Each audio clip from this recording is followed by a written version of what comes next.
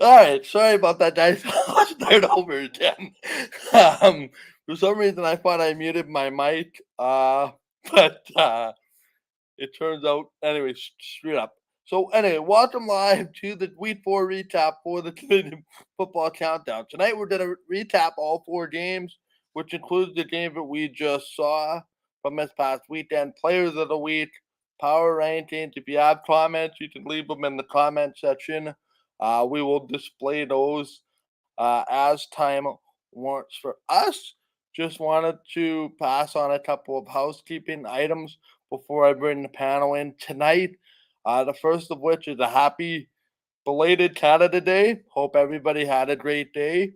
Also, to our American listeners and viewers, welcome. Happy July 4th or Independence Day. We're a proud member of the Canadian Football Podcast Network. As always, want to acknowledge that the Canadian Football Countdown is brought to you from Treaty 1 territory, traditional territory of the Anishinaabe, Cree, Oji Cree, Dakota, and Dene people, and the homeland of the Métis Nation, as well as Treaty 4 territory, traditional territory of the homeland of the traditional territory of the Cree, Soto, Dakota, Lakota, Nakota, and Métis Nation. Now, without further ado, let's bring in the rest of the panel, situated in the center of the screen. Probably the guy that had the least impact on tonight's football game, but that's okay. We bring in the great Adam Stewart. Welcome, Adam. I can't hear you. Okay. All right, I'll come back to you. Trey, I trust your signal is working okay. We bring in the great Trey Corbett. Welcome, Trey. Hey, guys. Ryan leaves for one night and everything goes to hell. So, hopefully we'll turn this around, I'm pretty sure. But I'm doing pretty good. Excited to talk football. Yeah, this was a crazy week, interesting week. I really want to know what you guys think about this once we get microphones and everything figured out. So yeah, I'm ready to talk football. Adam, you good to go, buddy? Yep. Yeah, I'm good to go. My camera or my mouse actually just quit right at the wrong time there, and I was like, oh gee, now I can't hit the mute button. Anyways, yeah, no, I'm excited about this week here. What a game we just witnessed. Can't wait to talk about that. You know what? All games this week, top notch, pretty much all around. So yeah, let's get her going. For those that are wondering, Ryan is away tonight. He is busy cooking up something for the show. So he's pulling a Mad Donegan this week. He will be back on Wednesday night. So we appreciate Ryan leaving us the keys to the car, which we promise will get off to a much better drive going forward. That being said, let's talk about the game that just ended. Now that we've had a few minutes for the heart rate to come down. Boy, guys, I don't know where to start with this one. It's 22-22, and Toronto's about to kick the convert. And, well, I say to Ryan, we might have to start the show a little bit later because we're going to overtime. And I watched the convert, and Boris Beatty misses the convert after Toronto just a touchdown, a 2-yard touchdown to come back from 17-0 down. Trey, since you are a Bomber fan, why don't you start us off with what you saw in this one? Close, not pretty, but job done for the Bombers. It's a tough one here because if you watch the first half, they were up 17-3, right? So you thought, this is easy. And you let them get back in it. And I think the main reason they got back in it was number 33 on the double blue side, right? So very interesting game. I think this was one that Toronto lost, obviously, more than Winnipeg won. Yeah, it's a very tough game to analyze. I haven't had much time to think about it, honestly, right? So, yeah, I don't know. Not a perfect game by Collaros. The defense bails them out, and that seems to be the recipe in Winnipeg. Adam, what did you see? Well, let's face it, I watched, actually most of it this time, which was quite nice. It was raining in Saskatchewan, so I finally got to actually just watch a football game. But anyways, no, what I seen in there was a one-dimensional team from the Winnipeg Blue Bombers, unfortunately. Let's face it, we haven't seen a whole lot of offense out of the Winnipeg Blue Bombers this year. They've brought in McRae now as a running back, which makes me concerned on what's going on over there with Augustini and with and it could be just injury issue that they had to bring in another American in there, but it kind of looked off. And you know what? Let's face it, they didn't really have a whole lot of targets outfield. Dalton Schoen had a great game. Anybody that picked him in fantasy had quite a few points this week. Yeah, I kind of figured, Trey. Anyways, the other one also is on the other side of the football, though. The Toronto Argonauts, I mean, let's face it, first half, I thought that it was going to be a very short night for McLeod Bethel Thompson. He started off with 2 interceptions, should have been 3. If Adam Bighill could have caught that one other one, and then turned it around. He was 9 for 9 going into the first half. At the end of the first half, he really got going and got some momentum on his side, and Toronto looked pretty good until another bounced up fumble interception kind of sort of ball. We got to talk about a different touchdown right away for the Argonauts, but we'll do that in a little bit. And let's face it, the Argonauts looked like they had some momentum, but Bombers eventually pull it off. But I would like to say that I really appreciate our kicker for my football team, and I feel terrible for Boris Beatty and the Argonauts right now. Mike, Kind of shades of that game against Montreal there, where David Cote misses the point after. It's kind of interesting how the shoe kind of fits both feet so soon in the season. But in all seriousness, though, what did we think about McLeod Bethel Thompson? I'm excited about Toronto to them, and I wind up excited about Winnipeg for the next 20 minutes, and we didn't forget to talk about Toronto. But what did you think about McLeod Bethel Thompson? I mean, obviously not the best start. The interceptions, the sack, the bot snaps, which I'm sure will be dealt with this week. But more so, what did you think of his ability to bounce back? Because I think in the past, we would have seen McLeod Bethel Thompson dwell on that. And to be able to put that away and to be able to give his team a fighting chance, I think has to be a positive for the Argos. No, Adam? yeah, I agree. I think that it's pretty well a positive. I mean, Cloud Bethel Thompson's been known for having these good second half games. And I mean, let's face it, he had a great backfield also that was helping him out a lot with Andrew Harris there. I mean, the guy had 111 yards rushing on the Winnipeg Blue Bombers, which is just not very common, especially when you got Willie Jefferson and Jackson Jeffcoat there. So, you know what? McLeod Bethel Thompson did all right. He's got to get starting a little bit quicker. Has to get some momentum going earlier. I didn't like what I seen from some of the receivers with what conversations were going on in the bench there in Toronto, especially with between Brandon Banks and I think some of the offensive line. I think it was Blake, if I'm not mistaken. I think, but McLeod Bethel Thompson. I mean, he's what he is. I mean, he's known for being a second half guy. He did turn it around a bit, and he did have a pretty decent second half. Just not enough. I mean, they did what they needed to do to win that game. Unfortunately, a little bit left, and this game might have been still going on. Trey? Yeah, they're lucky they have a guy like Pinball as the GM to come down and sit the kids down and say, listen here, we don't do this. This is a pinball. You don't do this on Pinball's organization, right? But yeah, he played a very good second half. I for sure thought the Bombers were going to end up losing that one even in overtime because Bethel Thompson got hot and Claros kind of died down. So who would be the hotter quarterback going into OT? And we saw what happened. And, I don't know about Bethel Thompson. I know Mike kind of rags on him all the time, and I was a little higher up on him. But now I'm starting to feel more like Mike, and I think it might be Kelly time in Toronto. But, because you kind of thought maybe when Dinwiddie's halftime comments there, he's like, oh, not yet or not now or something, hinted that it was definitely a conversation that was had. So I think it's a definite big discussion here. But, like we said, the East, what's Toronto still sitting first? Yeah, they're first. So, whatever. I guess at the end of the day, you're first in your division doesn't matter. Mike? Yeah, and that's interesting. And that's interesting too because I definitely I got that same impression listening to pinball. Or listening, yeah, sorry, to Dinwiddie, pardon me. There was a couple thoughts I had in there with pinball too.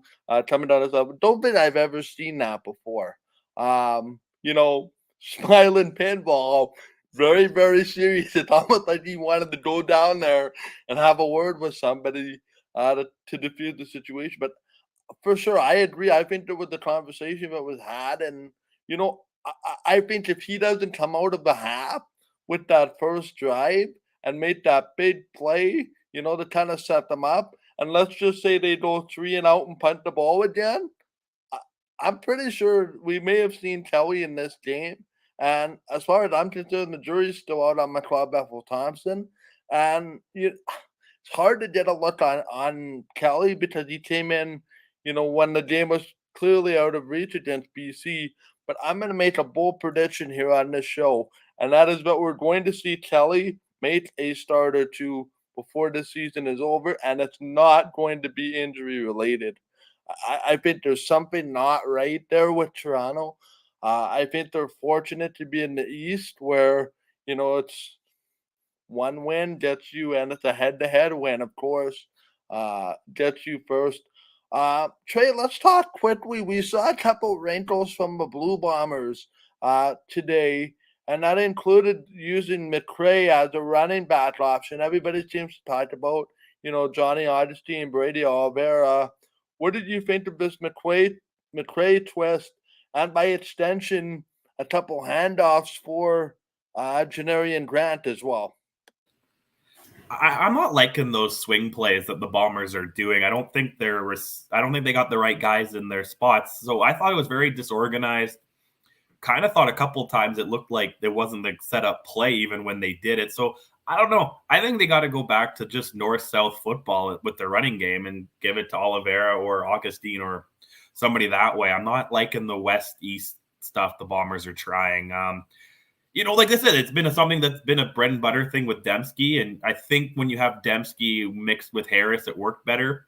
And back a couple of years ago, even Lucky Whitehead, but this year the guys don't seem to have it that they have in there. So maybe when Dembski comes back, they can start going east-west.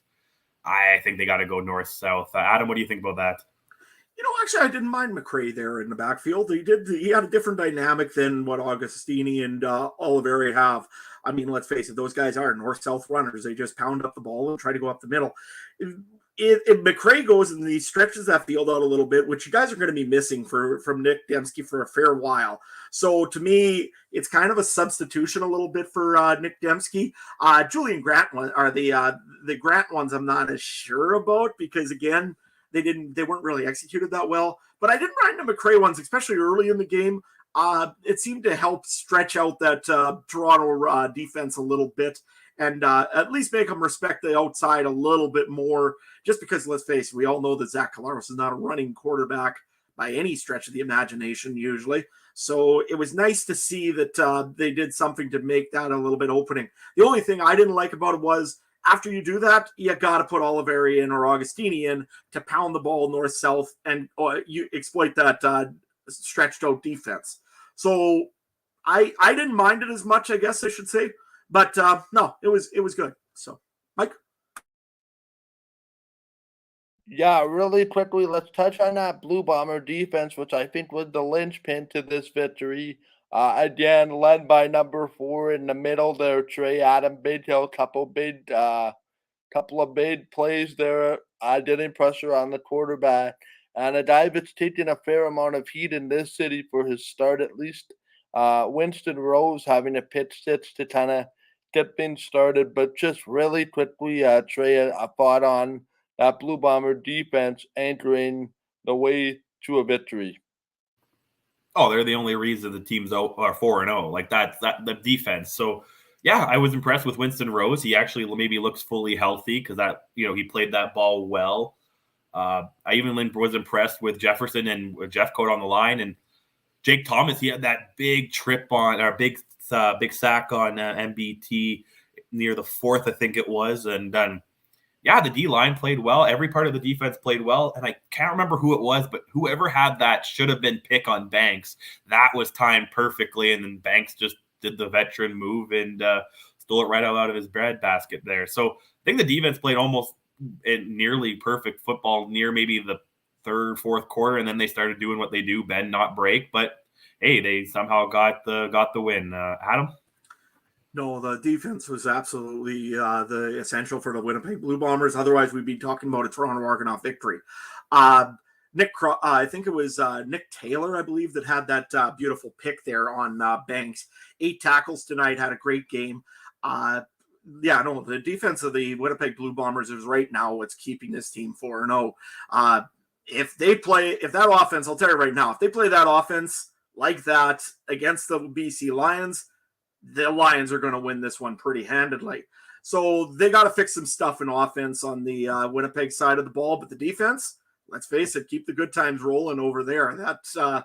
That Willie Jefferson has come back and he is doing much better. And hey, even an onside kick recovery. Mike?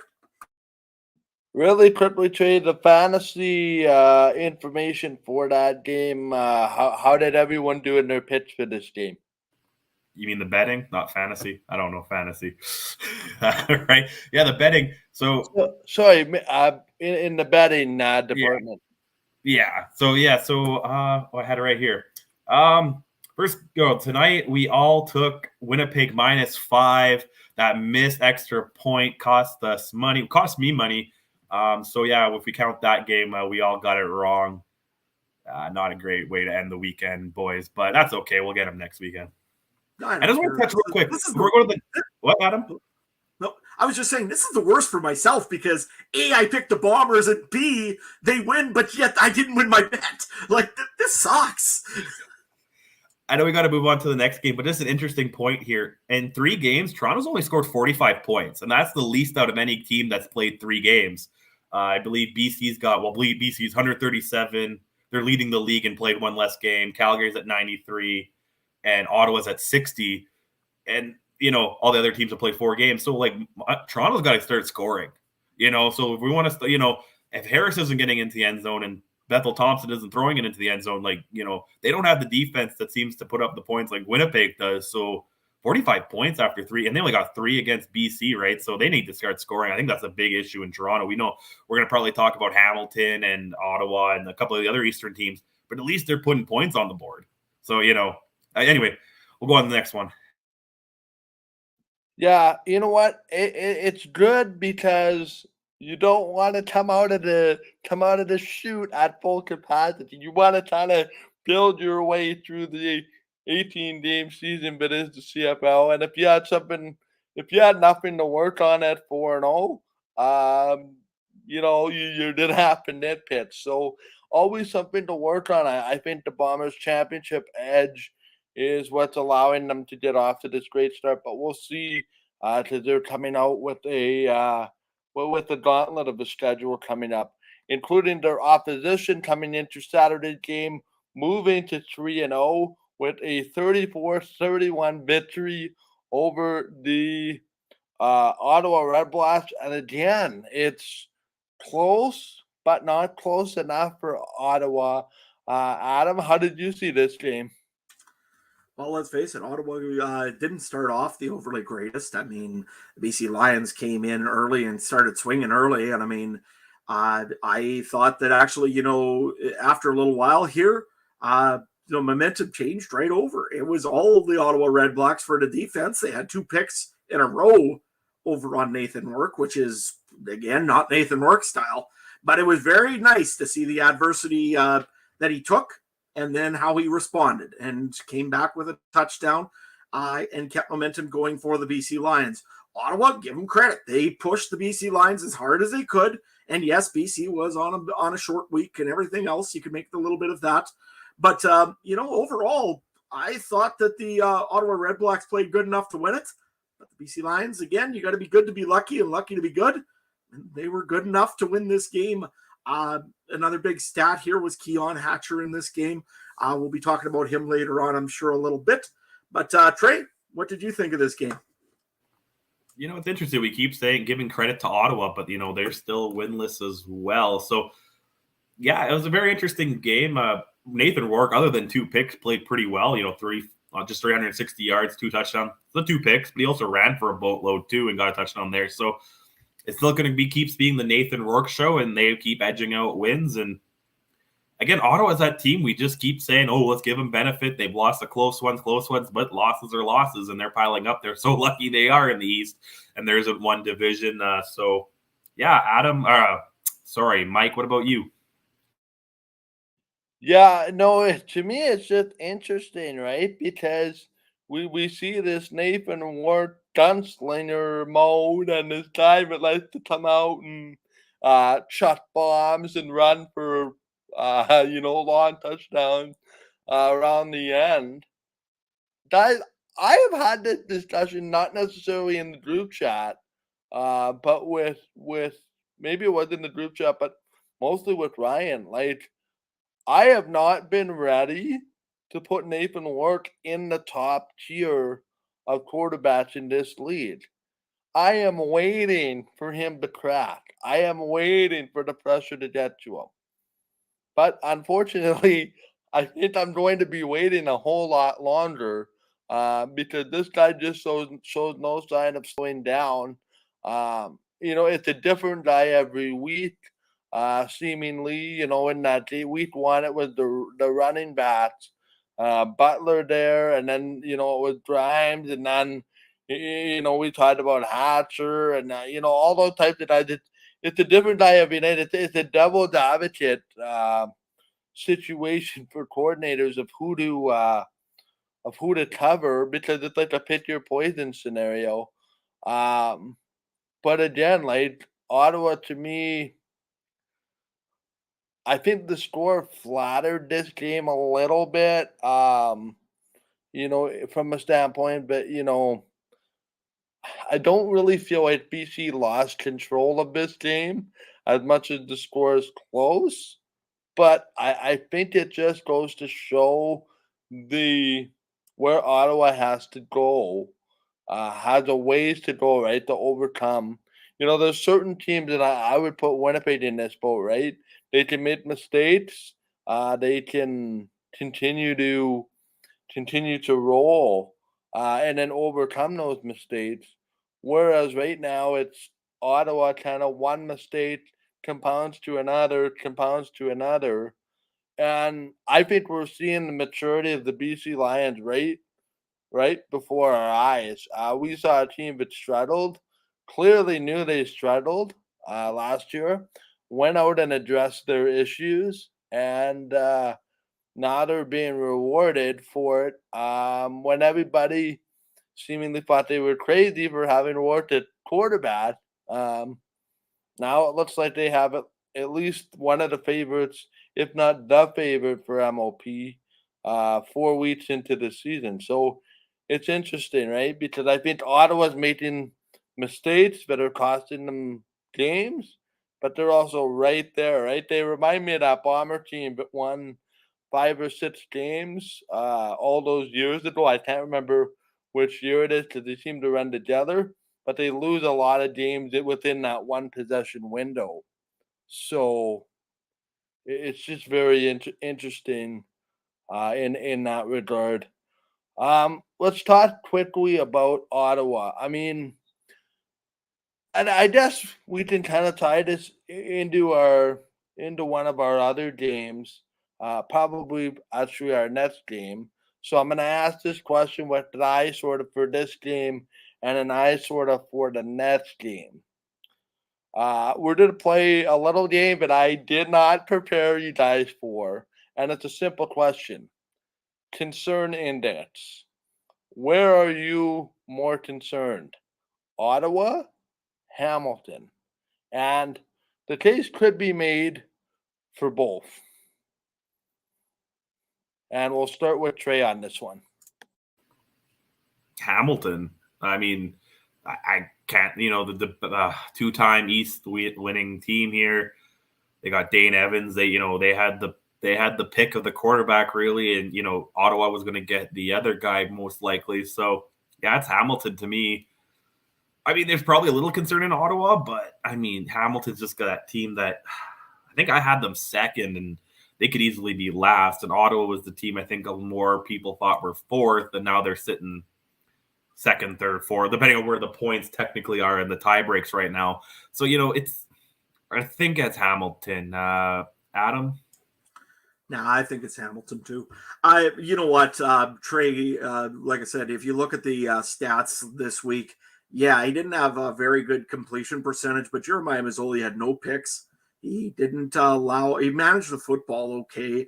Only 150 odd some yards, which is not going to cover a 162 yards. My apologies, a 51.9 completion percentage. So as soon as he gets more work with his receiving core, I think he'll probably be all right when he gets some more work with Darvin Adams and with Jalen Acklin. I think he'll be fine.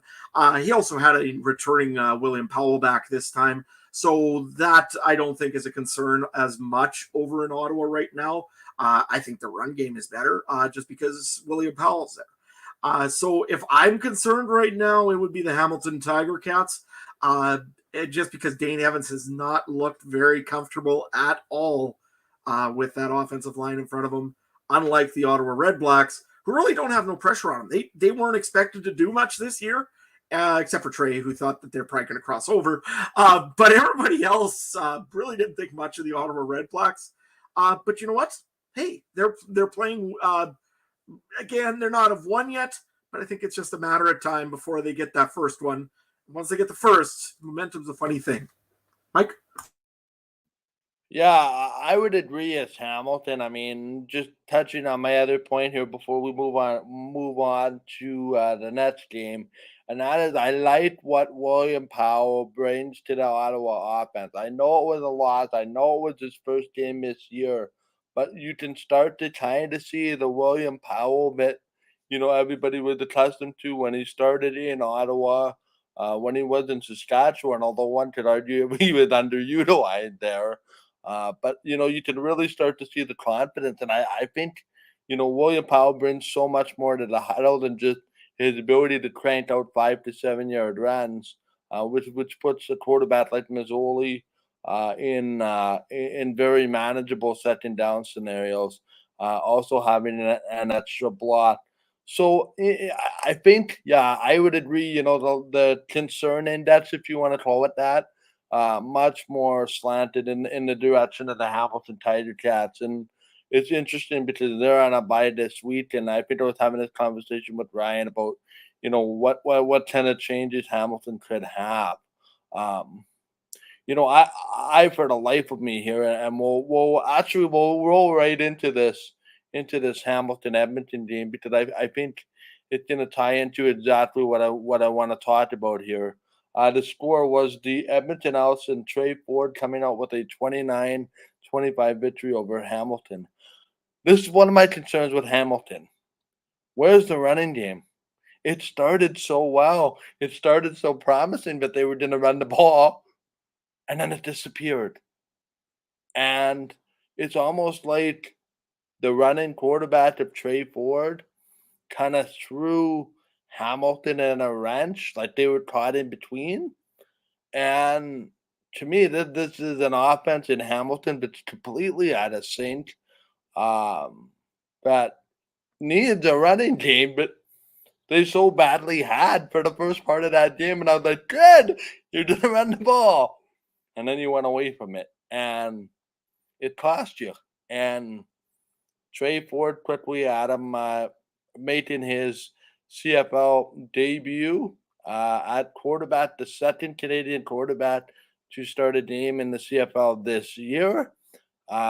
Coming through with some big clutch plays with his legs and with his arm.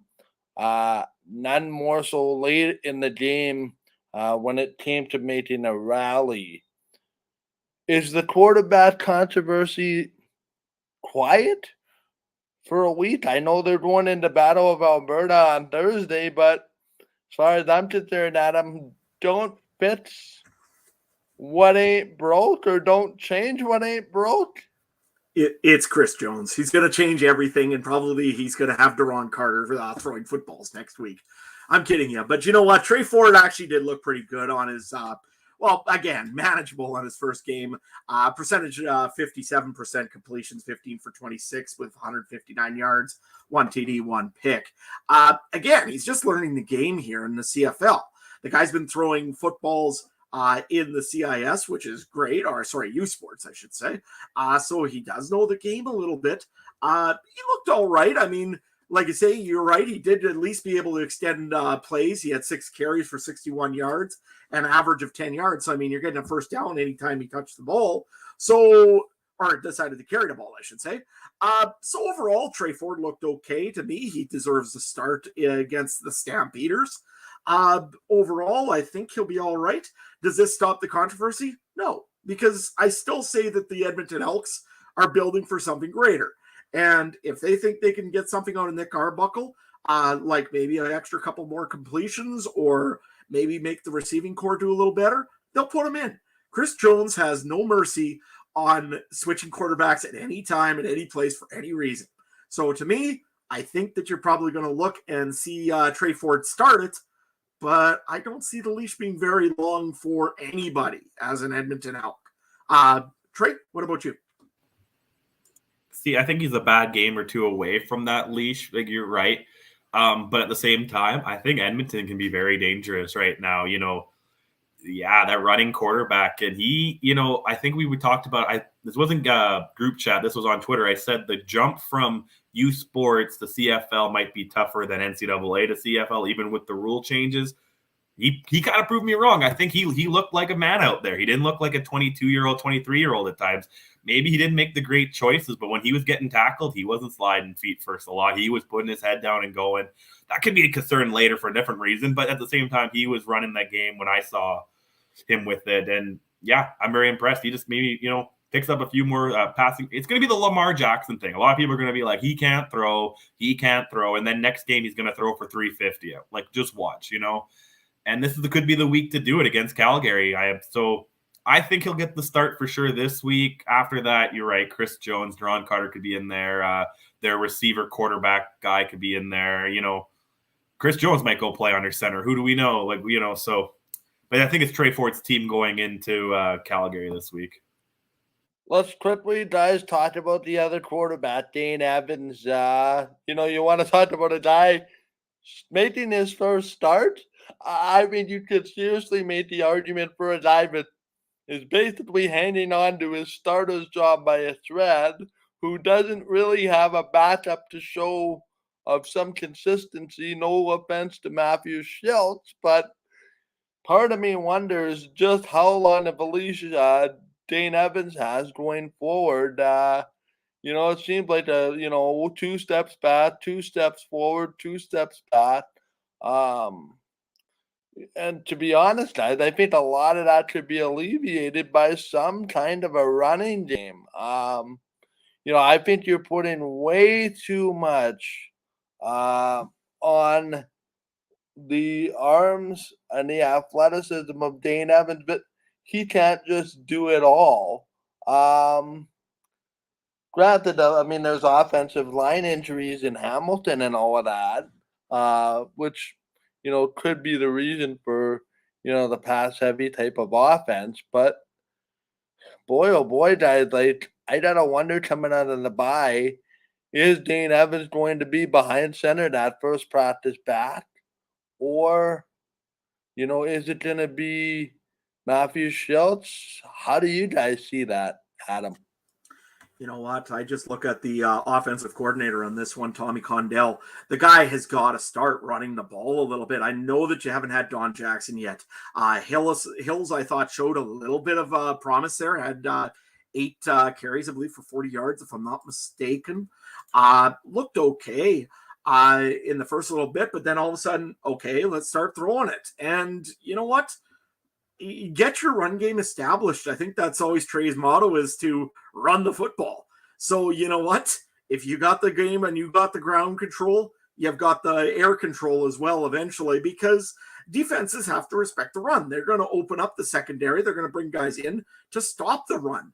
And I think you're right there, Jim. I believe that Hamilton coaches are Tommy Condell, of the offensive coordinator, for Hamilton is a guy that likes to throw the football. We've seen this now for 3-4 years now since Tommy's been in there, and it just does not seem to be working right now for the Hamilton Tiger Cats. They had different quarterbacks back then. They had Jeremiah Mazzoli when they needed to throw the ball back in the day. They don't have him anymore. And Matthew Schultz is, I'm telling you right now, if they go that way, you're kind of almost calling the season, I think, a little bit as Hamilton fans. Don't want to hear that. It's not good no matter what you do that way. So either there's going to be one really weird trade coming up, or they're going to find a quarterback that's really somewhere out of the nowhere, or Hamilton just has to start running the ball. And I think we know probably after the bye week and Don Jackson was borderline to go this week, I think we probably know which one's coming for in 2 weeks' time. Trey, what are you thinking on the Hamilton offense? Well, yeah, they were up, 13 in the third quarter. You milk the clock, boys. Like, that's just 101. You know, I've been playing Madden all day. That's all I do. You run the ball, milk the clock, you win 3-0. That's what you do, you know. But yeah, I couldn't believe it. And, you know, it stops the clock. He's not making very many completions if he's only throwing for 65% and 200 yards. So the clock stops. You're not running the ball. And you're right. We all know my keys to the game, run the ball. So I don't know. And then, you know, we're talking about, I saw a couple of things like Nick Arbuckle going back to Toronto. Maybe he's the guy going to Hamilton. Like you said, what crazy trade could they do? Is Montreal content with VA and Harris? You know, there's a couple of quarterbacks out there, but again, those teams seem to want to go with the 1A, 1B. So would they really give it up? What else is Hamilton going to find? They made their choice. They got rid of their 1A, 1B because they couldn't keep both. And now we're here. And Dane Evans still just looks like that spooked horse out there, you know, and he needs to put the blinders on, not be so jumpy. I thought maybe it was just a Winnipeg thing. I didn't really see it much in his first game or two. I saw more in Winnipeg, and it kind of came back again. And I don't know. But again, Edmonton could be a more dangerous team than we thought. You know, now looking at, we all talked about the East being better. And at this point, Edmonton's got a case for being better than a few of those teams in the East. So, yeah, I don't know. I think Hamilton really needs to readjust. And I think this is the perfect time for the bye week. Get your eggs in a row, get your ducks in a row, whatever, you know, get everything going. I screwed up that. I was going to swear, and then I screwed up my expression. So, but yeah, you got to get things going. And I think it's the perfect time. Get some health back, get your O-line back, get the boys on the same page. Mike? Yeah, it's interesting that way because, you know, I think we're starting to see this steady build for Edmonton. Like, it was really, really bad, like the lowest of low in week one. Then slowly you can kind of start to see themselves being picked up off the mat. Was this pretty? Absolutely not. But, you know, I think this showed that Edmonton can be in a game when you leave the door open long enough. And that's unfortunately what happened. The door was open a little bit too long, and that's what happens. And it's a learning lesson. Um, you know, I have to really wonder, guys, and I don't have any insight into anything here, but I have to wonder if Tommy Condell will be the offensive coordinator the first day of practice. Um, you know, they coming out of the bye, the saving grace, and I just, you know, their landing pad is they're one game out of first in the East, being tied for first in the East. So, but again, realistically, like somebody's gonna make the playoffs. Probably that number 2 seed, I would imagine. Granted, there's a lot of head-to-heads, that are coming up toward the end of the year.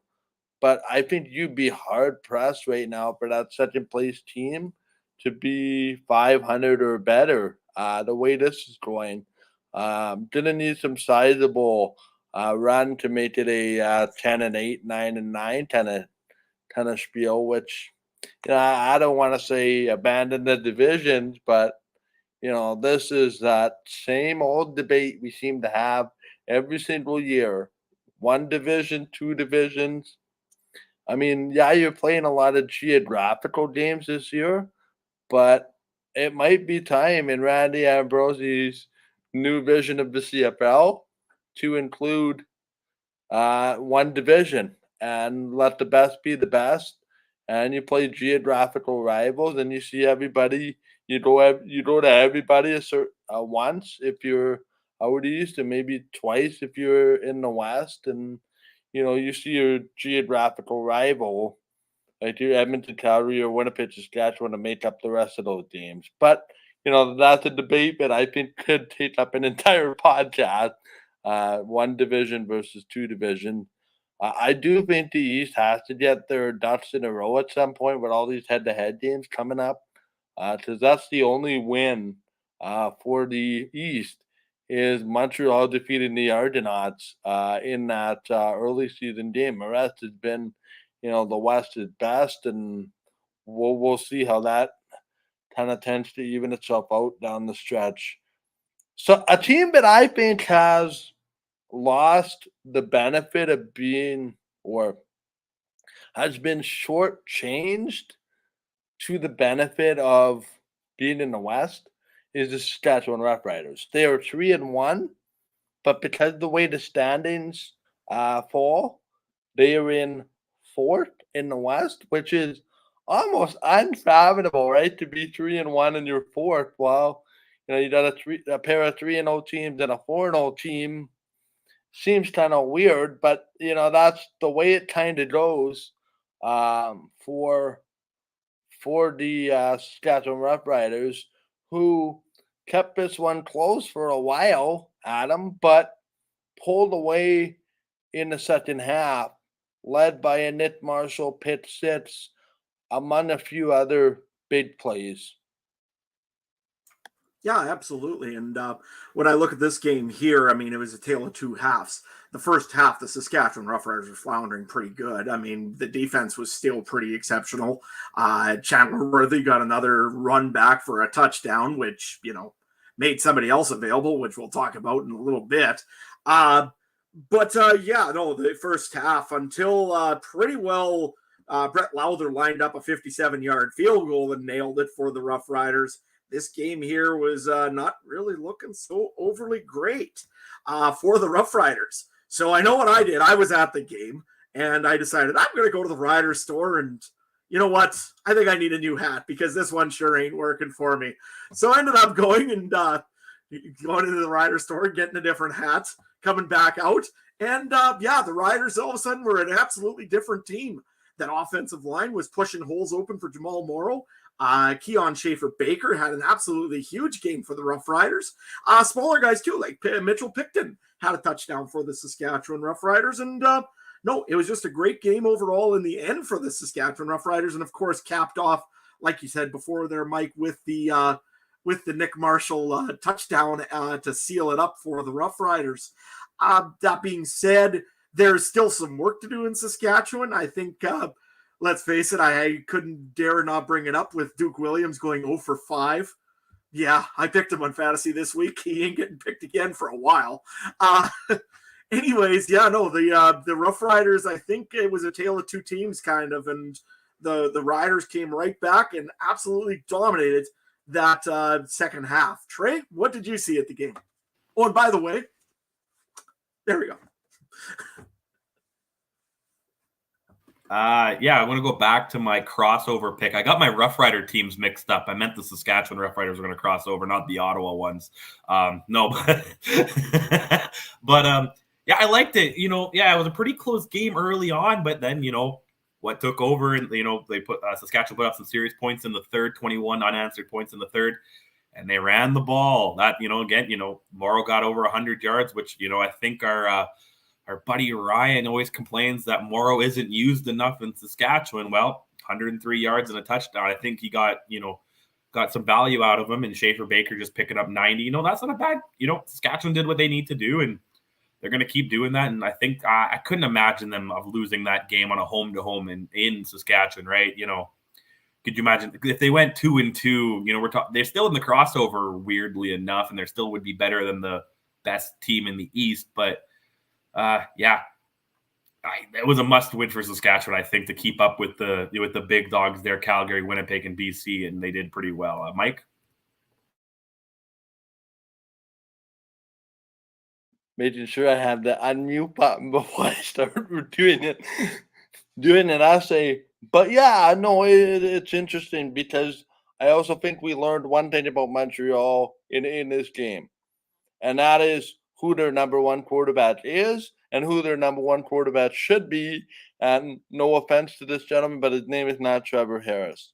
Sorry, but something happened to him where he's not the player that he once was. It's interesting to see just how that works in the future going forward. I would imagine VA gets the start in the next game for Montreal. Um, are you guys surprised they just Adam Outre? One of you can jump. Doesn't matter who to you. I know you're both gonna answer this question. Is it a surprise to you how long a leash Trevor Harris had in this game and that it took till very late to make that quarterback change? What did you guys read into that? Not really, because like I say, Trevor Harris was still able to pass the ball a little bit on the Saskatchewan Roughriders for a little bit.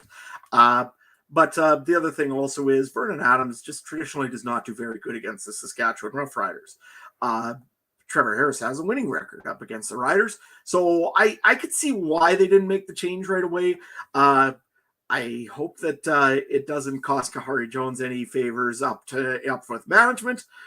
Because he was playing Trevor Harris for quite a little while, although I think Danny Machocha's guy is Trevor Harris. So it'll be interesting to see what happens there. To me, Trevor Harris played okay. I mean, let's face it, the Rider defense was getting right in his grill for a lot of it. So it was interesting to see how that goes. But like I say, I honestly didn't see a real big issue with that. You give the guy the game, he's playing the game. What concerned me was on the other side of the football, Cody Fajardo takes a mean hit about a third of the way through the fourth quarter. And like Jim just said, it's going to be very interesting to see the Rider injury report tomorrow due to the fact that there was a lot of little injuries on the Saskatchewan side of the football. And the one there, like I say, Cody Fajardo with his knee there, it seems like he's okay. But you know what? I would have liked to see Mason Fine in maybe a little bit earlier just to give him some reps in case of a problem. Trey, what are you thinking about the quarterbacking in this game? I think the bigger question is about how late he was pulled. Who's going to be starting going forward? He threw for under 200 yards and 2 picks. I think this should be VA's team. Maybe Machota leans towards Harris.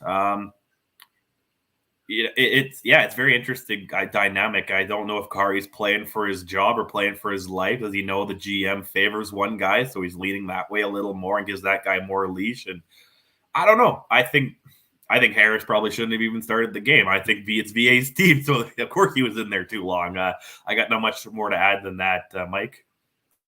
Yeah, can we maybe talk about that dynamic just really quickly here in about 30-second answers or less? How would you feel if you're Kahari Jones? You're seemingly coaching with your job on the line, at least in Montreal. You know the guy that's kind of your boss has experience coaching in the league, and Danny Machocha could decide to step down from the box and become coach at any moment. How is that dynamic kind of playing out? And I'm wondering if you guys were in a similar situation, how that would kind of handle your mindset. Because to me, I agree. There comes a point where, Kahari Jones might be so desperate to win games that he forgets, I just got to do, and I got to win this game at all costs to save my job versus, common sense kind of being not thrown away, but when you're desperate to win games, you sometimes reach for things that don't exactly make sense beyond that moment. I'm wondering how you guys view that dynamic between Machocha and Kahari Jones. If used right, I think it's okay because you got an extra set of eyes to maybe give you a second opinion on something that maybe you don't have that you want to see. However, I don't think it's being used as that, and I think that right now it's probably not working so well between Machocha and Jones. Kahari. So I'm very nervous about that right now for Kahari Jones just because, let's face it, it's never fun to do anything with somebody on your back. Trey? No, that's perfect. That in the comments, Andrew mentioned that. I was going to use Jerry Jones as an example. The one reason the Dallas Cowboys are never going to win a Super Bowl is because of Jerry Jones, right? He's too much putting his hands in the cookie jar. And, you got Dak Prescott and Zeke Elliott, who are some of the best players in the league, and they can't do anything because you got Jerry Jones. So, yeah, I don't know if it's the owner necessarily. Maybe he's getting into it a little bit, but I think it's coming from the GM. So that's why I think that it's not working. But it's going to be Curry Jones that loses his job, not Machota, right? I think that Gary Stern will keep his GM and get rid of the coach. Right? Sorry. And the one thing I just wanted to bring up real quick, you're right, Kat. It's very early in the season here. I mean, we're talking, 4 weeks? Can you really let a coach go in 4 weeks? I mean, if the guy is absolutely a train wreck, but Montreal won a game. They played a competitive game for a half against Saskatchewan. Let's face it, they've played a good game against the Calgary Stampeders. So I don't know if you can really let somebody go right away here just because you think maybe Machota might be a better guy. However, like you said, there's the Jerry Jones effects, and I think the owner, Gary Stern, he seems to be a guy that wants victories, and he wants victories now. So you never know what could happen in Montreal. They're starting to turn into the Cowboys of the North. Yeah, it's early, but if we didn't complain about it now, we wouldn't have a podcast, right? We would just sit here till Labor Day and then talk about it, right? We got to do it. We got to say the sky is falling, other than no one's going to listen. So, yeah, I think it's early, and they're tied for first or 1.5 point down, so it's not the end of the world. They could be Hamilton, they could be Ottawa, but it's a lot of season left. So, yeah, Mike, what do you got to add? Yeah, it's very interesting, because we talked about, by extension, GM coach pressure. Now, you guys brought up an element that I think is very interesting, but I hadn't thought about owner, coach, GM, right? Because we have an owner that seems to want to win right now. By the way, one of the best Twitter accounts in the CFL, if it's not a player, is Jerry Stern. He's a very opinionated person. I believe, and this is no knock against him, I believe the CFL needs more owners just like him to kind of say it like it is. You know what? One could argue, and I think this would be the appropriate time for me to bring out my NFL allegiance to the Dallas Cowboys. So I feel everybody's sympathy when it comes to Jerry Jones maybe overreaching in the cookie jar. But you know what? The analogy is there. Like I said, I mean, doom and gloom through 4 weeks. We saw um, we saw that BC started 1-4 all those 1-5 all those years ago, and won the Grey Cup. So there's the old adage, right? The CFL season starts Labor Day, in and around there, and even the Bombers in 19 winning those 3 games on the road, difficult but doable. I think, especially the way the West playoffs are shifting down. That being said, something that's a little bit off script, but I just want to spend about 2 or 3 minutes talking about. Since I like to do this about every 4 weeks, when Ryan and I used to host the old format of the show, and it's something that I wanted to bring back. And it's kind of ties into power rankings, but I'll ask it right now. Um, really quickly, what's been your biggest sort of, oh, I didn't see that coming moment, and your biggest disappointment through 4 weeks? And we'll start with Trey on this one. Well, I'm sure I'm going to take everybody's, the BC Lions. Like, wow. I think I had them fourth or fifth. I think I had them fourth, and just to the Elks. It's the craziest thing. I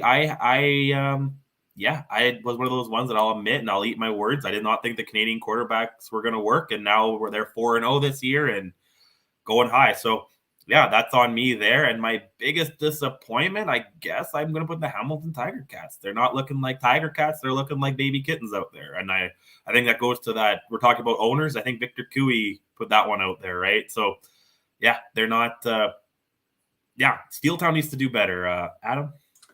No, I think what I'm going to put as my biggest thing that I actually really have been surprised and happy about. I think you got a trade, but you're going to say the BC Lions. I'm going to say just the Canadian quarterbacks in general. Seeing them being celebrated for once in the CFL instead of saying, "Oh no, the CFL quarterbacks are coming in, we're done," versus the CFL quarterbacks are coming in great. I really love it. I mean, Nathan Rourke has been a guy that's been helping sell tickets in BC. Again, they even gave him a special now, 5 games for $129. The ownership has been great because they're supporting the Canadian guy. Same thing in Edmonton. I like that the Canadian quarterbacks getting a little bit of looks right away. I mean, just drafted this year. When was the last time that you ever said that a quarterback drafted this year, A, it's a Canadian quarterback, and B, he's playing already in the CFL and starting, not just playing. So to me, that's huge for the CFL and for the build. The other thing that I'm a little more disappointed in so far, some of the refereeing in this league has got to start improving. One thing I really wanted to bring up was the roughing the passer. Come on, man. Some of these passes are like these roughing the passer calls, I swear, are just phantom calls. And I mean, yes, they are hitting the quarterback. Guess what? The idea is to hit the quarterback with the ball in his hand.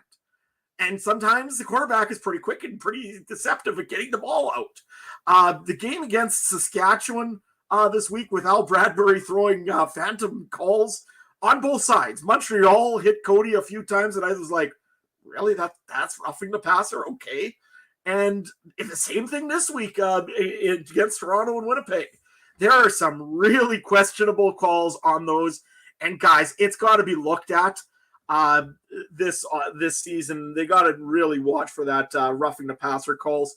And there's some other calls too that I was really kind of a little. DPI has been called kind of funny once in a while. But you know what? That's always been the CFL's little thing with the refereeing. Most times it's very good. Andre Proulx, I thought, had a pretty good game tonight. But again, like I said, Al Bradbury the other night, I was ready to grab my phone and throw it at the field the other day when I was out at in Regina. So, Mike, what's yours? Yeah, the interesting thing here, quickly, I have a couple disappointments, a couple surprises, and one wish. My wish is that every time a Canadian quarterback starts a game, that it no longer becomes a big story, that it always is. As much as it's a nice, historical thing of, oh, we did a Canadian quarterback, but it seems like that's the biggest storyline in the whole game of player acts as a Canadian quarterback and he's playing in the game and he's Canadian. And like, to me, I understand that the storyline is somebody that's a broadcaster, but I want those types of storylines to become normal. And it's so and so makes a start and he's in the game and deserves to play regardless of his nationality. I understand that the story every time a guy makes his first start, but I just want it to be normal to have a Canadian be a quarterback. I want to be able to see a quarterback like Trey Ford and Nathan Work and say, yeah, that guy is the guy that I'm a fan of Team X, not even knowing if he's a Canadian, if he's an American, because to me, if he's a good football player, regardless where he comes from, he deserves to be on the field. And I would agree. I love the Nathan Work, Trey Ford scenario. One of my surprises, and this might be a little bit sheepish, being from Winnipeg and being the two-time defending champs, but I did not have the Bombers at 4-0 to start the year. Given their changes. To be honest, I expected 2-2. I expected the Bombers to regress a little bit. To be fair, it still might come. But again, you could make that East-West discussion, right? First in the East is, 4 weeks in is one win. The Riders are 3-1 and they're fourth. And they're fourth in the division. Right now would be the crossover, which is hard to fathom. But no, that's kind of been very interesting. And then the really, really, really disappointing thing is the officiating. I know I'm gonna probably tee this one up for Trey, who has something to say about this. But I just want to say I'm really disappointed in general with, what is a holding call, what is not a holding call. Because in fairness, I think a lot of people to say, oh, there's a holding call on every play. It's just, does he see it? Uh, Tonight, I have big issue with, and thankfully it didn't cost Winnipeg the game, and it wouldn't have been the sole reason, but Winnipeg lost the game. To me, I have trouble understanding the Demario Houston Brandon Banks play. To me, it's Demario Houston having the ball, um, losing it, presumably going to the ground, and then Banks kind of taking it away. But the way I see the play is Demario Houston coming down, his leg touches the ground. Um, Therefore, it should be down by contact, first down, Winnipeg. Um, but again, it's you have to finish the play, and that's not the only play I have exception with. And I think this play could be eliminated, this debate, so to say, by having a camera in the command center, which tells us exactly what they're thinking. We want transparency, and I guess, everybody wants to rail on officials and, whether it's for your team or against your team, and we say, it's conclusive, so the play stands, or there's not enough to overturn it. To me, I think a little bit of an explanation, like what they do in I think it's the USFL, where they take you into the review room, tell you exactly breaking plays down. I think that needs to be kind of rectified for sure, so that there's not guessing as to what it is. And I'm not trying to single out the Miles Houston's play on Brandon Banks, because full disclosure, I thought it was a touchdown. Just based on the way I viewed, once the original call was a touchdown, very hard to overrule. But it would be nice to have somebody in that in the command center um, to kind of talk about it. And what did you see? Um, what replays did you have? Was it anything different than what we saw on TV? And then I guess the C part, how did you apply the rule if that situation warrants itself, Trey? Yeah, I think it was a touchdown because I think the main thing is you need to survive contact with the ground when you're making a play like that. And technically he didn't because Brandon Banks ended up with the ball, right? So he didn't survive the contact with the ground. I could have saw it go either way. I wouldn't have been mad either way, but I'm going to say it was a touchdown. That's my view. And I think that was one rule the refs got right in the game. I think a lot of these passers are roughing the passers, man. This is unreal. Like, is this flag football out there? I understand you want to keep the quarterbacks. I understand all that. But we saw some last week where I believe a couple of guys got pushed into the quarterback and it's flags. We see the one today, there was a guy came right when Bethel Thompson was throwing, and I'm like, how can you stop? How do you expect these guys to stop? You want world-class athletes, but then you're telling them they can't play the game they've been training to play since they were 5 years old. And things change and adapt. But 20 years ago, a lot of those hits were clean. So those 5-year-old kids out in Texas or Alabama, wherever, they're hitting each other like that. So I think it's the pass interference ones I didn't have any problem with today. It's the roughing the passers need to go away. Like, that's a big 15 yards, first downs all the time. And Andre Prude's actually one of my favorite referees, believe it or not. And I was kind of not a fan of his game today. But yeah, that I could go a lot more, but maybe we'll do countdown after hours so I can actually go off without there being beeps and stuff. Because I think the CFL, I'm usually a big fan of the CFL reffing, but this year it's on par with the MLB. And that's saying something. Like, MLB is trash if you've seen those strike zones, and I think the CFL is getting into that. I always like the CFL better than the NFL when it comes to football, but not anymore. So that's my 2 cents. Oh, come on, Trey. We don't have a Angel Hernandez in our league, do we? I mean, come on. We can't be that bad. Anyway, one little thing I just wanted to bring up real quick. Mike, you had a great idea there. TSN, if any of the producers are listening, which I'm sure they probably are, hey, go and grab a former referee and put him right beside you and get him to explain calls. why not? It's a great little idea on how to get the more involved in the game and get people involved in that. The other thing also that I want to see, and this is another little thing for production for TV, get the players to introduce themselves at the beginning of the game. The NFL has done that forever, and I'd love to hear the player, see the player, and have them say where they are and where they're from and which college they went to. Build yourself up a little bit with the CIS and the sorry, I keep saying CIS, it's U Sports now, and the NCAA. I mean, that's the way you're going to get people to know where you came from. So, yeah, if TSN's listening, hey, there's 2 ideas for you. Mike? Go back on that. The coolest thing ever was Cam Wake saying BC Lions on Sunday Night Football, right? So if you could get that going and, get a guy like Trey Ford, he's going to be saying that a few times this year, getting the university that he goes to, and then the kids at home are going to say, "Oh, I don't have to go to Ohio to play in the CFL. I can go to Waterloo. I can go to Manitoba. I can go to anywhere." Right? That's what you need, because the casual fan might not know where those guys come from unless the broadcasters say it. So yeah, that's a great idea. I never thought of that, but yeah, Cam Wake BC Lions was the coolest thing ever. Or even, like I said, the one when they were doing the Super Bowl, Akeem Hicks, University of Regina or whatever it was, and it was just like, yeah, sweet, okay. Really quickly, and my apologies. I hope to Trey an apology for kind of skipping over some segments here. So I'm going to make amends by allowing Trey to redo the prop betting segment.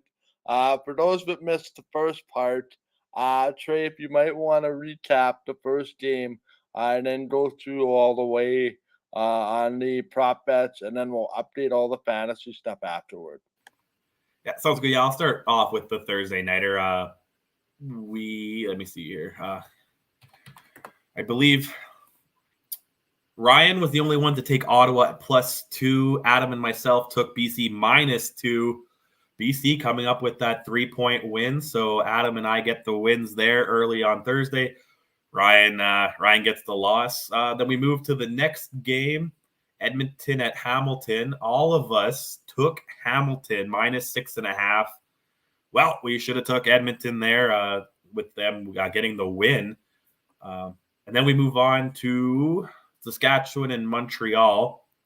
All of us took Saskatchewan, except Adam had the late change. He did switch it to Saskatchewan, but he did have Montreal early, which ends up being the right choice because that's the only one. Well, we all got that one right.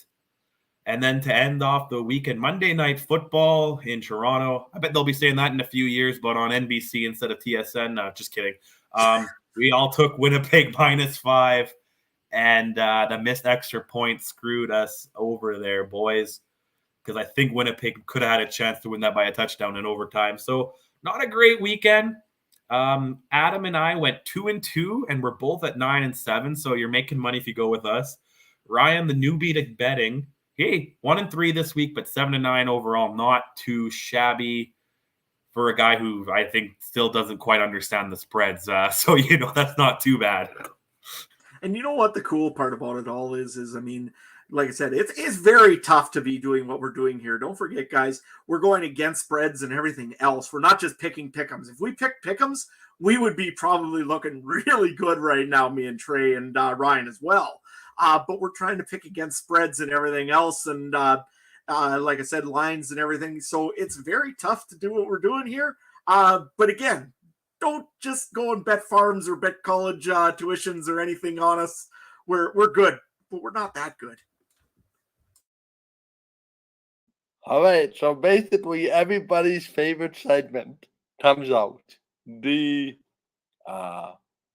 what would be an appropriate word for this? The moment of truth. The verdict comes out on our weekly progress when it comes to CFL fantasy. In the CFL podcast fantasy league, Ryan has defeated Zach from Bonfire Sports, improves to 4-1 on the season while holding first place overall on the season. Adam defeats Ryan from Horseman Radio and improves to 3-1 on the season. Trey defeats O's from Rouge, White and Blue and improves to and has the highest score this week with 135.8 points. Congratulations to you. A note to our viewers and listeners of the podcast, you can catch all the fantasy results on Twitter at CF Pod Fantasy and check out all the other great CFL podcasts involved. And also, I just wanted to add, next week is Civil War. So you'll want to really catch next week's episode, catch Wednesday's episode for sure here. Going to be interesting between me and Ryan, that's for sure. For sure. So I'll look forward to catching that with everybody else. I just want to add real quick. I took all the advice from Adam and Ryan this week. So my win was I had none of this set. And then the Wednesday show, I just did what you guys said. And look what happens to our listeners out there. I guess if you pick Adam and Ryan, kind of mix and match, you'll get the top score of the week. And the other thing also is do what I say, don't do as I do, because, man, I was not great this week. In fairness, Trey, you may want to adjust those office hours back to what they were before. No wiggle room for anybody. On a more serious note, though, on the Canadian Football Countdown, our little fantasy league, the Week 4 totals are in. These are updated as of the Winnipeg Blue Bombers, Toronto Argonauts game being final. And everybody can give a huge round of applause for the weekly high score for Adam at 133.2. Congratulations to you. We will tell you what that does for your overall score momentarily. Because there's been a changing of the guard a little bit. Next, Ryan at 85.3. Then myself with 67 points, which I'll be honest was more than I thought I had. I thought I was headed to unmitigated disaster. So this did not quite end up as bad as I thought it did, largely in part, I think, because of an Andrew Harris 100-plus yard game, which I think may have saved the graces a little bit. And unfortunately, Trey finished the week in last place with 64.6 points. It's funny because it's almost like a tip of the scales from one week to the next, based on performances. Really quickly, guys, this was kind of just hopping in my head before we get the players of the week and power rankings and all of that cool stuff. What do you make of the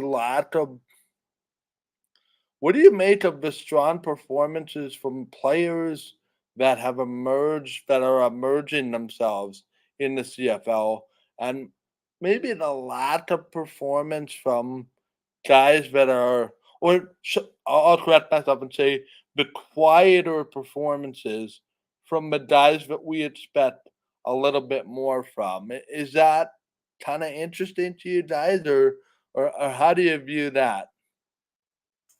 So, yeah, absolutely. The one guy that I'm very surprised about so far this season has been Dalton Schoen from the Winnipeg Blue Bombers. Man, he's had some good games and gotten a few good fantasy points for all of us. And this week was no exception. The man had a lot of great catches this week in place of probably a little bit banged up Greg Ellingson. So good on him. He's had some great performances so far. The disappointment I've got, though, is unfortunately has been Duke Williams. In fantasy, man, did he burn me this week. I picked him up for $9,800 and I thought, here we go. He's got no Shaq Evans to compete against. He's going to be great. Nope. No catches, no touchdowns, no yards, no nothing. 0 for 5, and sucked a little bit. But you know what? Just hasn't had a great season so far. But season's still quite long. I think you're going to see Duke Williams turn around, especially when it gets colder out. Trey, what about you? Well, to answer kind of the question I thought you asked was, am I surprised? No, it's the CFL. There's always going to be the guys that you don't expect coming up big. But yeah, there's guys like Duke Williams that should probably do a little better. Harris, I want to do a little better. Maybe today's game was his best game of the year, but he's not doing quite what you think he should do. And the quarterback play, can we really talk, other than Nathan Rourke, can we really say there's a guy out there that's, showing up the league?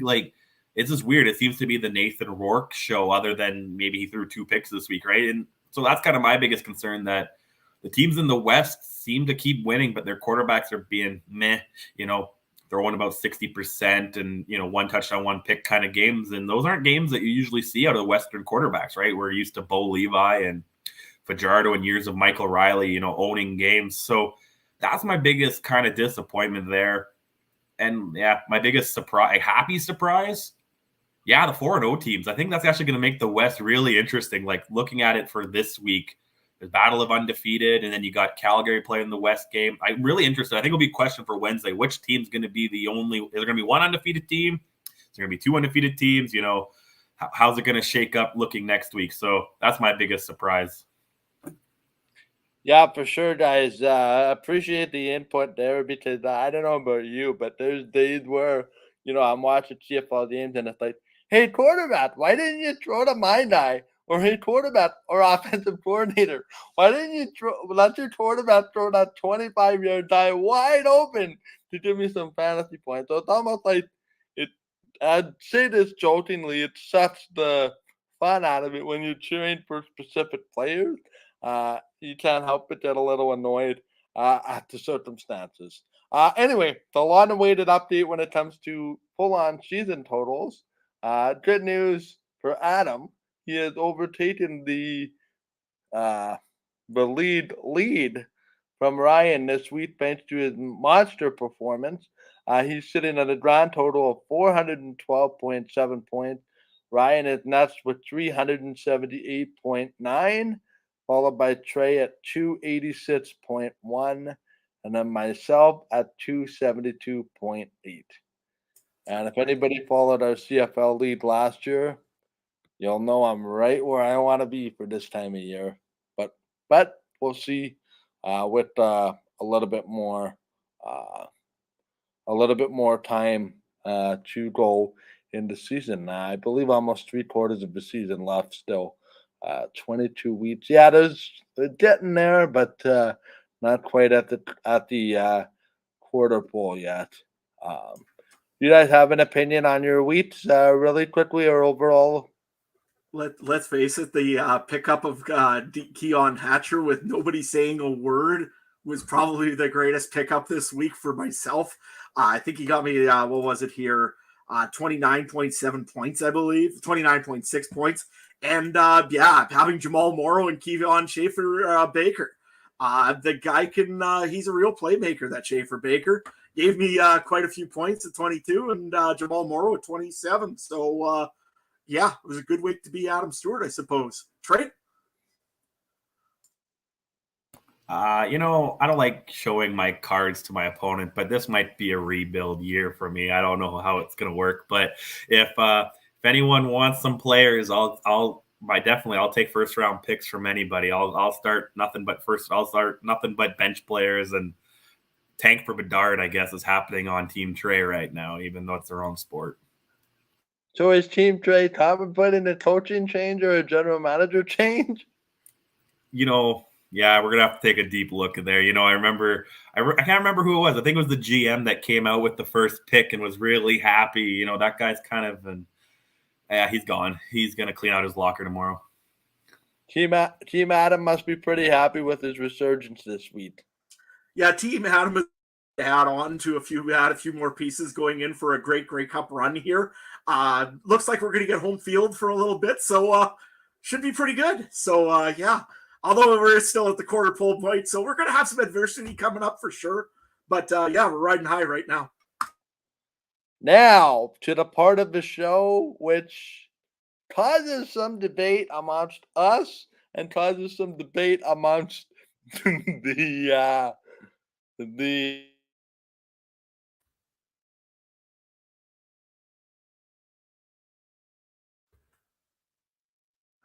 Trey, I think we may. Oh no, did we lose him? All right, no, yeah, we lost him. So I don't know, you want to continue, or you want me to continue for Players of the Week? Oh no, I think Mike's back. There we go. Let's get ourselves to Player of the Week. The part of the show where there seems to be a lot of debate every week, Players of the Week, maybe less debate than the power rankings. But Adam, if you could give us, I think we'll start with you here, uh, or Trey. It says Trey on my list. We'll see which one comes up first. Right now, and it'll be Adam. Adam, do you want to explain your player of the week? Who is your Yeah, player of the week, and why did you choose them?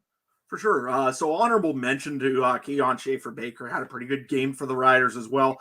But my pick of the week was Jamal Morrow. 16 carries, 103 yards, 1 touchdown, 2 catches. But the big thing for him was 106 return yards. Again, if you follow the rule of Trey, it's make sure you got good field position to start off a game. So Jamal Morrow did all of that for the Saskatchewan Roughriders this week, and definitely would be my player of the week. Okay, so now I'll do my player of the week. This is kind of rather elementary, but I wanted to be different than everybody else and avoid the same player being taken. So I took my chances to go a little bit off the board, but I did stick with the Riders on this one.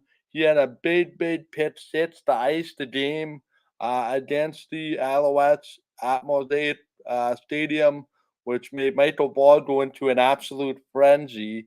If you've heard the radio call, you knew exactly what was happening on the play based on his excitement level, which is cool to see. By the way, Ballsy, if you watch the show, I think you're doing a great job, as is Derek Taylor in Winnipeg. Two guys, two broadcasters in new places through 4 weeks. Uh, but all that being said, I had to pick Marshall as my player of the week. Had a 90-yard interception return right when it looked like Montreal was going to find a way to get back in the game uh, and have a chance, I think, to cut it. Boy, I'm so lost. Maybe it was within a field goal or a touchdown. Um, and then, yeah, so Nick Marshall is my player of the week uh, for this week. And now, Trey, we will move on to Trey. Trey, did you pick for player of the week? Yeah, well, first I want to give my honorable mention. My honorable mention was Brandon Banks, and the guy that I did end up picking. They were 100% my picks until about 25 seconds left in that Bomber Argo game, and then I don't like usually giving the picks to. Sorry, I don't like giving the player of the games to guys on losing teams necessarily, but I got to give Brandon Banks and Andrew Harris my player of the week there because it's tough enough playing a game in the CFL, but you're coming against not only your former team, but also your hometown team. So I think that I thought Andrew Harris did everything he needed to do. Maybe should have given him more in the air. He did it like how many games can we really? Mike and I and Ryan will know how many games can we honestly say Andrew Harris run for over 100 yards and the Bombers lost, right? That doesn't happen very often. So he did everything he could have done. And like I said, Brandon Banks would be my second choice. What's up with Ryan's?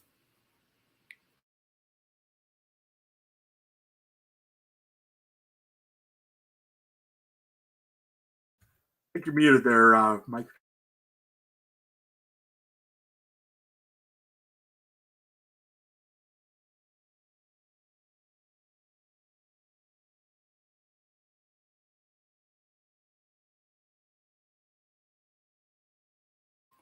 Mike, you're muted, buddy. No wonder you guys can't hear me. Again, that's something that's happened. Matt Dunnigan has been cooking in the back, and he cooked up his player of the week for us, which I, by no intention of my own, have not seen yet. But he goes with Keon Hatcher, 7 catches, 7 targets, 166 yards, and a touchdown. Guys, I think I have to give an explanation for this because Ryan's not here tonight. But I think part of it is it's not too often you see a guy catch every ball that's thrown in his direction. 7 catches on 7 targets, and then of course 166 yards and 1 touchdown to go along with it. So those are our players of the week. Now for the more debatable part of the podcast, and that is the power rankings. And these are subject to a lot of debate, friendly debate, friendly discussion. We're all still here, so we haven't had too many arguments about power rankings. Just a little fun thing, but everybody kind of pits their own power rankings. Nobody sees one another's power rankings until basically right before the show, and this is where we rotate, uh, where we give team number one for the best team in the CFL, and to number nine, the worst team in the CFL, based on how we rank the nine teams based on their play all season long. So to lead us off tonight is going to be Trey. And Trey, if you could run us through your weekly power rankings. Well, yeah, we're gonna start from the bottom this week. Looking at Hamilton, they're in my new number 9. Yeah, you can't lose to Edmonton like that. And we talked last week on the preview show. I think Hamilton was a must win. I was calling it, and they didn't win, and Edmonton got the win. I still wouldn't crown Edmonton. I think they got a long season, a lot of growing pains, so I want to see a little bit more out of them before I move them up any higher. And then I got Toronto, Montreal in there. I think they're kind of interchangeable too. I want to start seeing the East play each other before I can really start making anybody move, because they've only really played Western teams for the most part. Saskatchewan, with their loss the other week, I'm going to have to put them 4th. And then you got the undefeateds. Calgary, I'm pretty confident Calgary's my 3rd. Winnipeg, I had number 1 at halftime today, and then they got rid of that lead pretty quick. So that's why I gave BC the top one, because I always value defense a little more, but BC's got a pretty good defense too. So yeah, that's why I think the Lions are my number 1, and Hamilton is on the bottom. Mike?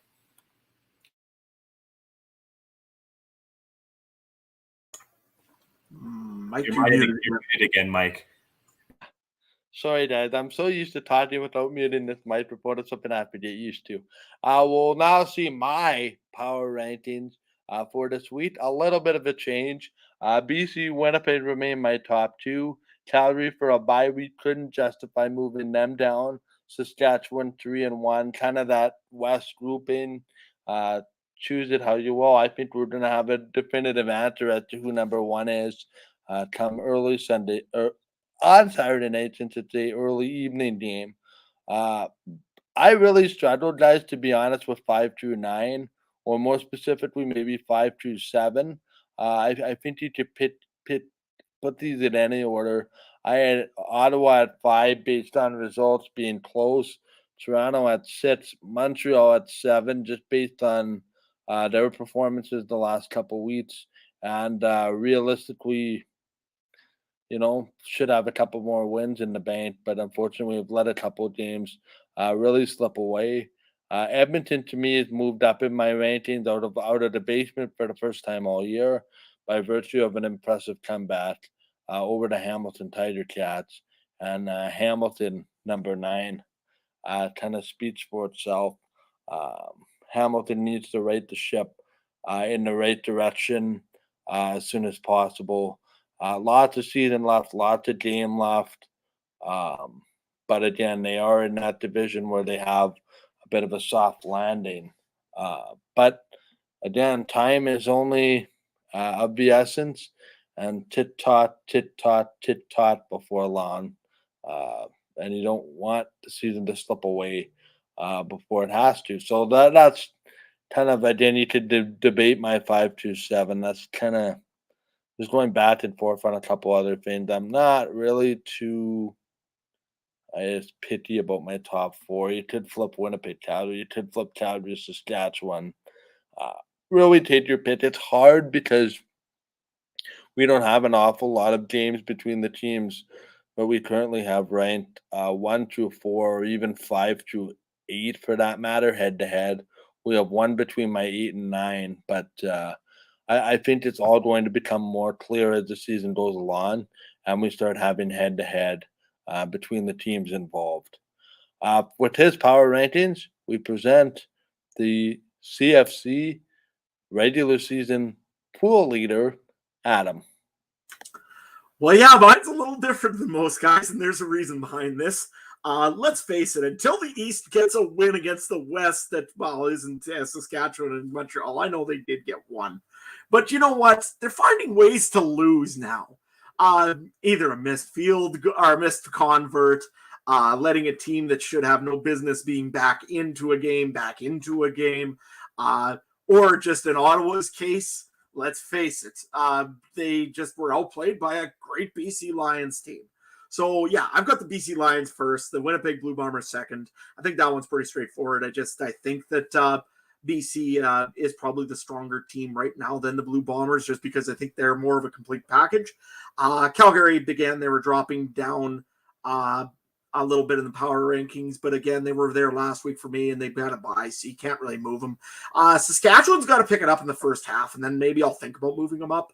And Edmonton, let's face it, I don't think they're as good as some of the Eastern teams, but again, the Eastern teams keep losing to the Western teams, so why not just let them be in fifth for now? Montreal, yeah, I think they're probably the stronger out of any of the East teams right now. Ottawa's starting to maybe turn it around. I hope soon. We've been saying this for the last few weeks. Well, let's face it, I'm a Rider fan, so I hope that they don't turn around next week.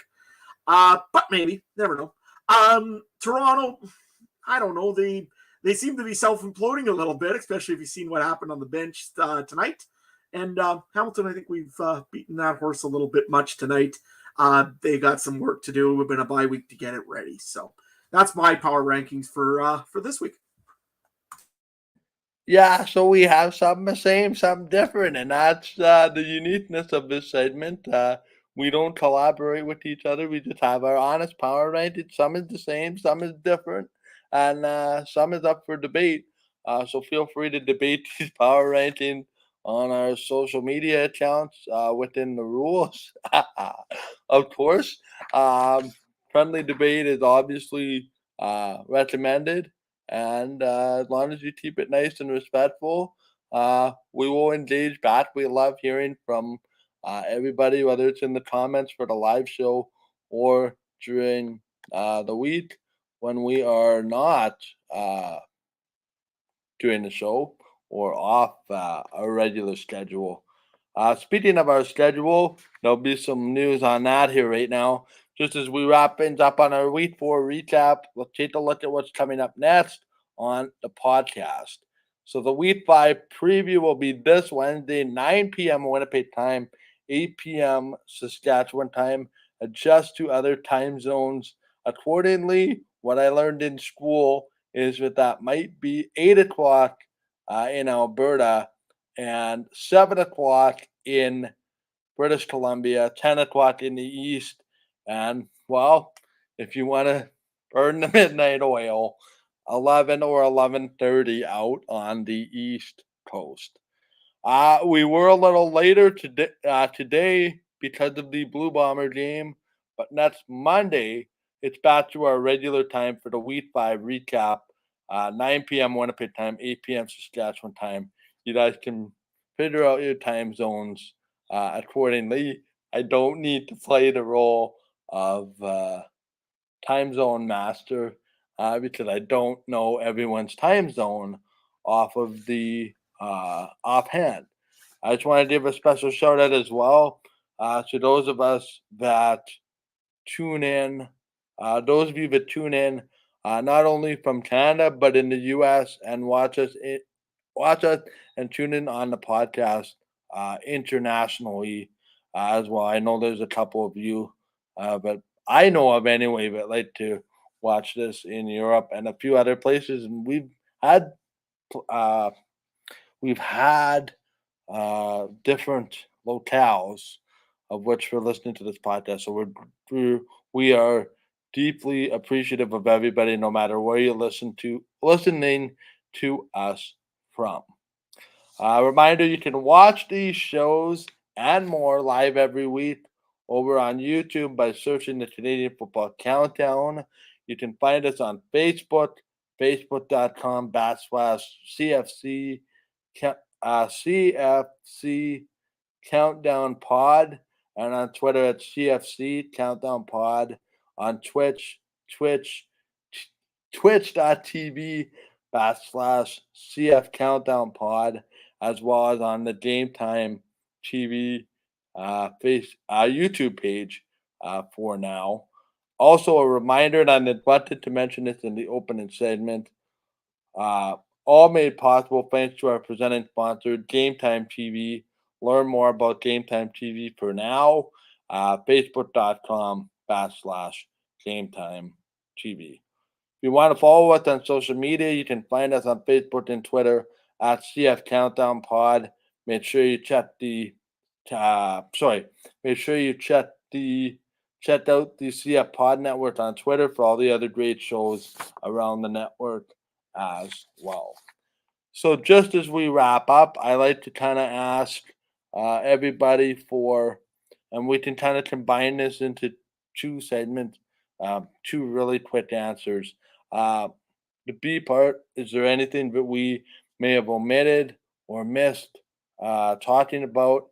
And then Adam and Trey, if you could tell us where to find you on social media. It's a kind of a double-ended question, but if you could squeeze in both, that would be appreciated. We'll start with Adam on this one. Nothing really that we really missed. I just wanted to bring up, CFL, I still don't have my video game. I'm waiting for it. And whenever you get to it, I'm ready to buy it. But mostly nothing really that we missed today. Special shout out to Matt Dunnigan and his barbecuing skills. Those were on full display for July 1st. Look good, I guess. It took you 3 hours to cook something, but nevertheless. You can follow me over at Adam Stewart 1 over on Twitter. Usually I've got farm stuff. I've got lots of stuff on the CFL, some of my opinions on it. And hey, I like hearing from all you guys. So if you got some questions, come on over to Adam Stewart 1 over on Twitter. Trey, what about you? Yeah, I want that video game too. Sorry, I was lost in thought there. I was like, oh, CFL video game would be so cool, man. But you can find me on Twitter at TreyMBHarness. Horse racing season in Manitoba. Obviously, Assiniboia Downs is going on, and if you're a harness racing fan, that kicks off for me this upcoming weekend. So I got to start saving the voice because I'm the announcer here in Manitoba for that. So I'm very excited. Yeah, if you want to check me out at Trey MB Harness, I got a lot of gambling tips. If anyone followed me, I was 3-1-1 for UFC this weekend. 3 wins, 1 loss, and that no decision that really pissed me off. That should have been sugars there. I should have been 4-1, but I'll talk to Dana about that one next time I see him. But at Trey MB Harness, always down for UFC, CFL, horse race, man, anything. Star Wars. Got to see Kenobi, Adam. Got to see Kenobi. And Ryan, if you're watching this, just watch Kenobi. That's all you got to watch. You don't have to see anything else. For sure. Welcome, Trey. And continue to rest up those pipes for what I'm sure is Christmas week for you. I know you're probably excited to get back to what you love to do. So best of luck with that. You can find me on Twitter at MikeGerl. That's MikeGerl. You can also find me on Facebook.com/GameTimeTVMB. We have some news coming. I promise you it was push back a week. We have had some technical difficulties in that regard, but they will be rectified shortly, and we'll have some announcements to share while beyond this show. Just want to thank everybody for their support from this podcast for Game Time TV. You can find Ryan at CooperTrooper42 on Twitter, the admin of this show, currently working on the barbecue, cooking up. I guess we're about to find out when we get off of this podcast. So just a reminder, whatever podcast platform you're listening on, we appreciate if you do all the fun things such as like, comment, subscribe, rate, review, share the show with your friends, help us grow the show. We really appreciate it.